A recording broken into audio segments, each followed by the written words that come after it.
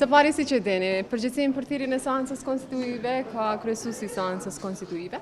Para pak kohësh ka pasur një qëndrim të tij për shkak të zhvillimeve të fundit, tensioneve, përshkallëzimeve brenda Kuvendit të Republikës atë ditë në seancën e Kuvendit, e ka vlerësuar që duhet të jepet përparësi marrëveshjeve politike.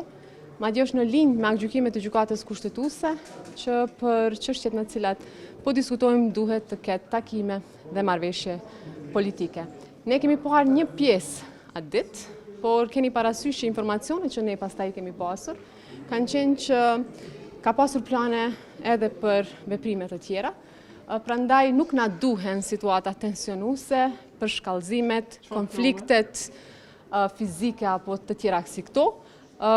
Prandaj edhe uroj që gjatë kësaj periudhe kohore të ketë takime sa më shumë, jo refuzime të takimeve, e përmenda edhe më herët, jo kërkesa në shpërputhje me vullnetin e popullit, në shpërputhje me fuqinë politike të partive politike, por të ulemi seriozisht, le të flasim për një marrëveshje që nuk çonte bllokada, nuk çonte zgjedhjet e parakoshme, nuk kemi nevojë për zgjedhjet të parakoshme, sepse kemi shumë punë përpara, por që thjesht çonte një marrëveshje ku presidenti i vendit zgjidhet me mandat 5 vjeçar. Ne kemi bërë shumë veprime në këtë drejtim, por nuk mundet vetëm një raport në vazhdimsi të bëj oferta apo të bëj propozime, por duhet që edhe palët tjera, të cilat janë të përfshira në këto diskutime, të japin kontributin e tyre. Po vlerësosi me vedije po shkelni kushtetutën zonja Axhiu, lëvizjave të vendosje? Se a është shkel apo jo kushtetuta, na tregon gjykata kushtetuese. Kushdo që konsideron që është shkel kushtetuta e Republikës së Kosovës mund ta delegojë këtë çështje në gjykatën kushtetuese. Vitin e kaluar ka pas më shumë se 3-4 herë që ka ndërguar çështjen në gjykatën kushtetuese.